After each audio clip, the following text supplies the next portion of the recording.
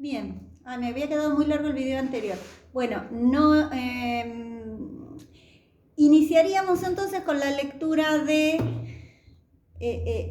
un segundo momento para pensar como proyecto de país, lo que llamaron la Nueva Argentina o el intento de construir una nueva Argentina, y está vinculado al peronismo, ¿no? Si ya habíamos pasado el golpe cívico-militar del 30, que fue el primer golpe en donde las Fuerzas Armadas se consagran, se consolidan desde entonces como en un rol nuevo, no constitucional, que era el rol de guardia. Se autodenominan como guardianas, ¿no? Guardianas del orden del país. Entonces dicen, bueno, cuando hay desorden, cuando no se cumple, cuando nosotros vemos en lo que consideramos que hay desorden, nosotros nos metemos, derrocamos el gobierno, hacemos un golpe por un tiempo, organizamos el Estado y llamamos a elecciones. Y en esas elecciones van a participar los partidos que nosotros digamos que pueden participar, decían las Fuerzas Armadas, ¿no? Bien, entonces, se derroca al radicalismo en el 30, veníamos de una crisis. Siempre es importante pensar en el contexto internacional, ¿no? Y la década de la crisis del 29, que llevó a tener que replantear cómo hacemos para sostener este sistema en donde hay que meterse un poquito, porque si dejamos el mercado en forma totalmente libre, se generan estos desmanes que pasaron.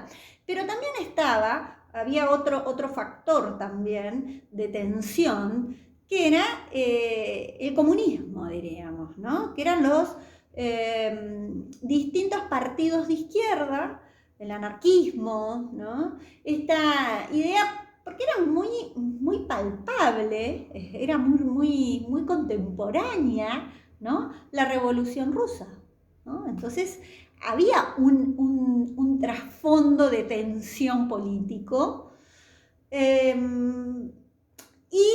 luego de lo que va a ser la Primera Guerra Mundial, se estaba rearmando Europa, y en especial estaban quienes habían perdido la guerra y tenían que pagar, y tenían todo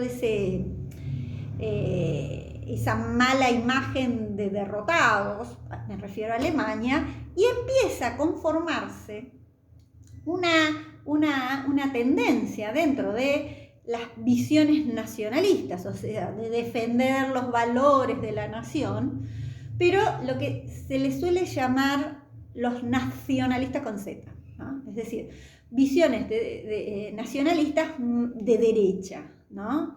Militarizadas, ¿no?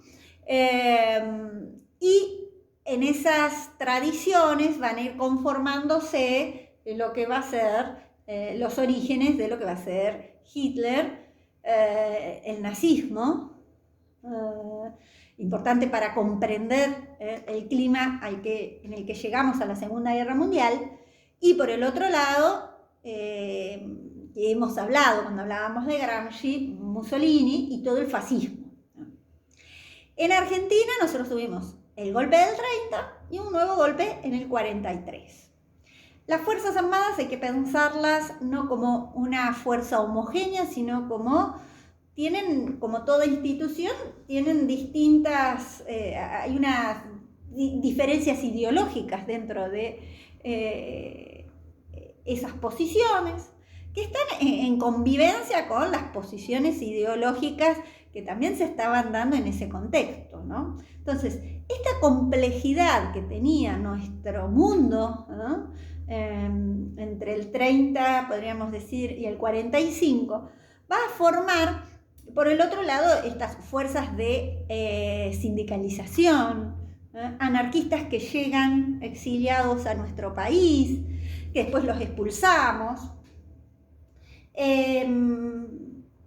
La Guerra Civil Española, que también hace que lleguen muchos españoles, que se vayan argentinos a luchar a la Guerra Civil, pero que también lleguen españoles más de derecha o aristócratas, ¿no?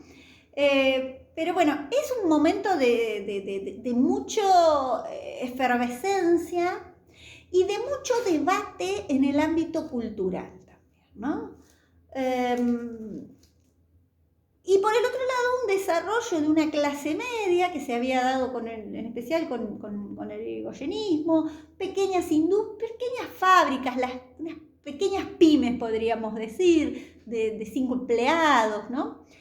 Que un poco eso es lo que tracciona para que no nos vayamos a la debacle en la crisis del 30, sin embargo, bueno, trae una crisis económica muy grande. Por otro lado, una administración pública que va a absorber empleados, una escuela que se había difundido, una educación general básica, y por el otro lado el normalismo, ¿no? Como también una posibilidad de salida laboral, en especial para las mujeres. Los colegios nacionales como los lugares en donde se van a formar las élites, ya sea porque era la previa a la universidad y porque eran en esos ambientes en donde se iban a ir consolidando los futuros políticos. Pero aparece este nuevo un personaje que un poco concentra en sí una serie de medidas y de búsquedas que venían dándose desde las luchas sindicales, es decir, logra absorber a quienes no podían estar dentro de esta sociedad, que eran en especial las clases bajas, ¿no? Los obreros, ¿no? Apoyado por los sindicatos, porque aparte se empieza a reconocer y ampliar los derechos laborales, que va a ser el peronismo, ¿no? Yo les voy a leer, para no hablar mucho, hay un libro que yo en otro momento lo daba, no el libro entero, y ya me callo. Mañana es San Perón, es un análisis que hace, y en uno de los capítulos sobre el peronismo, y en uno de los, Mariano Bedplonkin es un investigador argentino, en uno de los capítulos analiza justamente esta presencia, ¿no? de los libros de lectura, cómo estos libros de lectura nos van marcando nuestra manera de pensar y nuestra manera de construir el mundo, ¿no? ¿Se acuerdan que decíamos la otra vez construir el imaginario, construir nuestra subjetividad? Y esas construcciones se dan en especial mucho en los detalles. Entonces, supongan que eran niños pequeños, ¿eh? Que iban a la escuela. Y entonces la señorita les leía esta lectura que se llamaba El Sembrador, un libro, cuya primera edición fue en 1926 y que se siguió editando.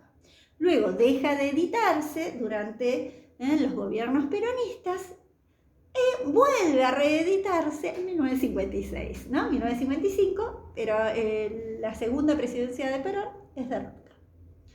Dice, en todas partes hay ricos, ¿no? Es decir, está naturalizando, fíjense, en todas partes hay ricos, ¿no? Naturalicemos la existencia de los ricos, que se preocupan por los pobres. Hay ricos y pobres. Naturalizamos la desigualdad, ¿no? Se encuentran sabios y filántropos que practican noblemente la caridad. Y entre esos ricos, diríamos, dice, en todas partes hay ricos que se preocupan de los pobres, se encuentran sabios y filántropos que practican noblemente la caridad. ¿Qué está planteando? Por un lado, hay ricos y pobres, y por otro lado, la necesidad de caridad. Es decir, el dar, la cosa filántropa, ¿no? Para sanar sus culpas, y le dan. Entonces el pobre estaría, que generalmente eran niños y mujeres, que luego en otros caminos aparecen, ¿no?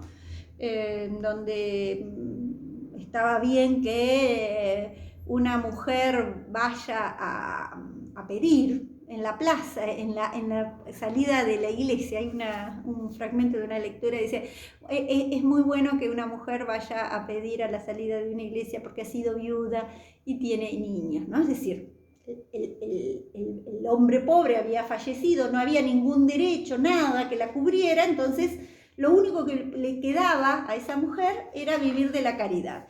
Y si vos eras bueno, podías darle algo a esa mujer. ¿Qué pasa unos años después? Nuevos libros de lectura. Si bien aparecen los más conocidos, como La razón de mi vida y toda esa... Pero aparecen otros libros de lectura que eran los que también se leían, porque no había un solo libro para toda la escuela. Uno de ellos era Patria Justa, se llamaba. Y entonces en una lectura decía, mi padre es albañil, pertenece a un sindicato donde se reúne con sus compañeros de oficio. Todos ellos defienden sus derechos y saben que en la nueva Argentina las justas peticiones de los obreros son escuchadas. Primero, no hay caridad acá, ¿no? Acá se habla de derechos. Segundo, mi padre. Esta idea, hay ricos y pobres, vos no sos rico. ¿No? Si estás leyendo esta lectura, vos no sos rico. Pero acá está poniéndolo, ¿no?, más cercano. Es decir, mi padre que es albañil y yo que soy el hijo de un albañil, puedo estar en un libro de lectura. Importante.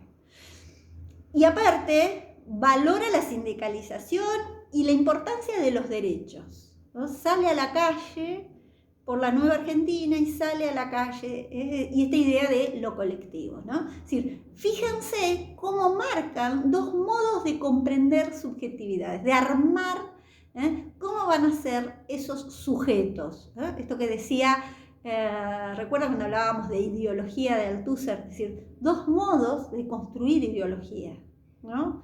Es decir, si aceptar que hay ricos y pobres, a mí me toca estar en el lugar del pobre y tengo que esperar la caridad del rico, porque siempre va a haber algún filántropo, tengo esa. Y si no, está el otro, el que va y pelea por el que es pobre,